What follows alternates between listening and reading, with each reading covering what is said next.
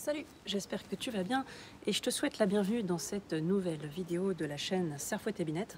Aujourd'hui, c'est 2 saisons, je te propose de me suivre dans ce premier épisode d'une mini-série sur le semis de tomates. J'espère que ça va te plaire. C'est parti, let's go!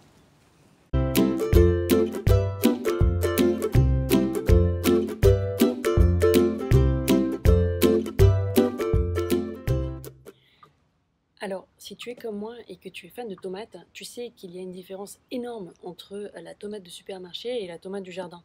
Le goût n'a franchement rien à voir et surtout, tu vas découvrir au potager qu'il existe en réalité des milliers de variétés différentes au goût et aux couleurs incroyables que tu ne retrouveras jamais sur les étals des supermarchés et même dans les magasins bio. Du coup, pour moi, la tomate, c'est le légume, enfin le fruit, mais on n'est pas là pour chipoter, le légume phare du potager, celui pour lequel je me suis lancée dans ce projet. En plus, honnêtement, je trouve que c'est plutôt facile, productif, et que le rapport entre l'effort fourni et la récolte et le plaisir reçu est vraiment top. Alors, si tu débutes au potager, tu peux aussi tout à fait commencer par acheter des plants déjà levés en jardinerie bio que tu repiqueras directement au potager vers la mi-mai. Voilà, tu feras ça une fois que le danger des dernières gelées est vraiment écarté. Perso, c'est ce que j'ai fait pour commencer et c'était parfait pour démarrer, voilà, sans se prendre la tête, je te le recommande. Mais 2 saisons plus tard, je comprends un peu mieux ce que je fais et c'est un plaisir de démarrer du début de la petite graine à semer. Voilà, c'est top. Avantage, 1, c'est kiffant de se dire qu'on a tout fait de A à Z. 2, on a accès à une diversité hallucinante de variétés de tomates. Et 3, c'est bien moins cher que des plants déjà levés. Allez, c'est parti, je t'invite à me suivre directement dans ma cabane de jardin pour aller chercher le matos dont on va avoir besoin. Après toi. Alors nous voilà dans la cabane de jardin. On va donc bien sûr prendre les graines de tomates qui sont dans ma grainothèque. Ça, ce truc vert, voilà, qui ressemble à un bac à glaçons, c'est une caisse de semis. On va prendre ça. On aura besoin aussi des étiquettes de semis pour pas se perdre le fil et bien noter tout ce qu'on a semé. Et puis en bas, on trouve le terreau, semis et bouturage. Voilà, c'est parfait. Allez, on y va, je prends tout ça et on commence. Bon, juste avant de se lancer, je voulais quand même te montrer les différentes variétés de tomates qu'on allait semer. La noire de Crimée, la Green Zebra, la tomate indigo, une première pour moi cette année. Il paraît qu'elle a une couleur violette un peu incroyable, c'est la Black Shadow. La classique cœur de bœuf rouge, tomate précoce rose, une nouveauté pour moi aussi cette année. La tomate des Andes qui est un peu allongée. Tomate cerise pour l'apéro et la tomate ananas.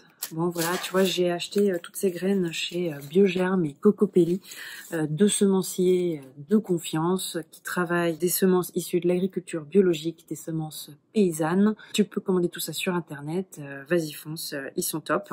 Et puis je voulais te montrer aussi que sur chaque paquet, tu as exactement les indications pour semer et repiquer, donc ça c'est top. C'est même un peu plus détaillé chez Cocopelli. Bref, c'est parti, on se lance. Let's go.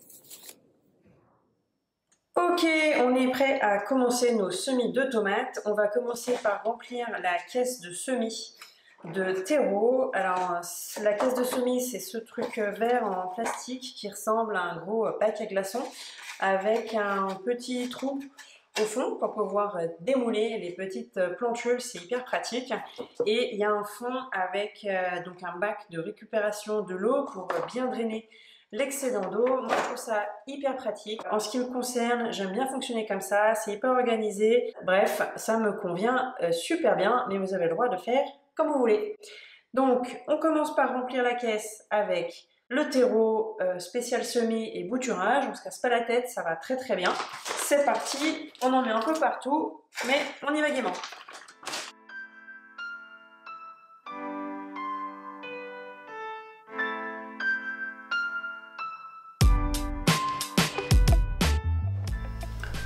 Ok, maintenant que la caisse de semis est remplie, je vais pré-arroser le terreau parce qu'il est un petit peu sec, je trouve, sorti du sac. Donc on va le pré-mouiller avant de déposer délicatement les petites graines. Maintenant que j'ai un peu mouillé le terreau et qu'il est prêt à recevoir les graines, je vais juste faire un petit trou, très délicatement, j'enfonce à peine.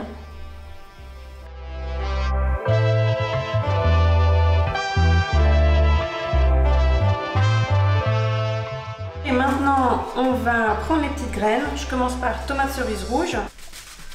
Alors je vous montre, c'est tout petit, les graines de tomates cerises. Allez, je me mets là, hop, une graine.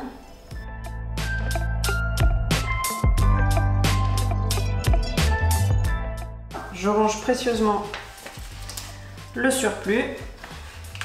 Et bien sûr, je prends tout de suite le soin d'étiqueter mon semis pour ne pas perdre le fil et bien savoir ce que j'ai semé dans quelle ligne. On passe à la tomate ananas. Les graines sont un petit peu plus grosses.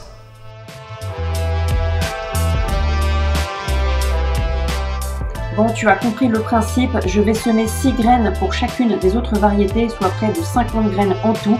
Ça me fait un peu trop pour mon potager, mais comme ça, je choisirai les plus beaux pieds à repiquer et j'offrirai le surplus aux copains.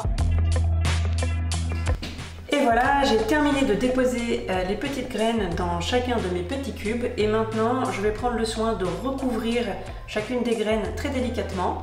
Voilà, sans trop tasser, juste recouvrir un peu de terre et ce sera parfait.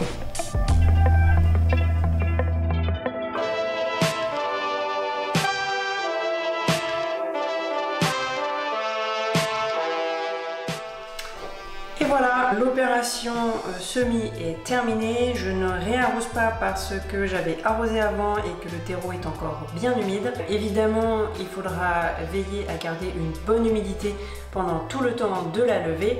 Et là, le point de repère, c'est l'éponge essorée, c'est-à-dire avoir une terre qui reste humide, mais pas trop, donc ça ne débouline pas l'eau. De toute façon, on a un système de drainage dessous, donc l'excédent va s'en aller. Mais donc, comme d'habitude, ni trop peu. Ok, maintenant que les graines sont semées, la clé de la réussite, ça va vraiment être d'exposer ta caisse de semis à un maximum de lumière du jour. Donc je te conseille vraiment de mettre ta caisse de semis devant une fenêtre très bien exposée. Tu vois ici, moi j'ai une baie vitrée exposée plein sud qui me donne beaucoup de lumière en journée. Je te déconseille vraiment de laisser ta caisse de semis au milieu d'une pièce, même si tu trouves qu'elle est lumineuse, il faut de la lumière directe. Voilà, c'est vraiment ce qui va faire que la graine va germer et ensuite croître de façon optimale. Et si tu ne fais pas ça, tu cours le risque que le jeune plant s'étiole et ne file. Bref, on va laisser les graines germer tranquillement, leur donner beaucoup d'amour, les arroser tous les jours ou tous les 2 jours. Et puis, dans une dizaine de jours, on va commencer à avoir des premiers résultats. Donc, je te donne rendez-vous à ce moment-là pour faire le point. Alors voilà pour le premier épisode de cette mini-série sur le semis de tomates. On se retrouve très vite dans le deuxième épisode pour faire le point sur la levée et passer à la deuxième étape, le repiquage en godet.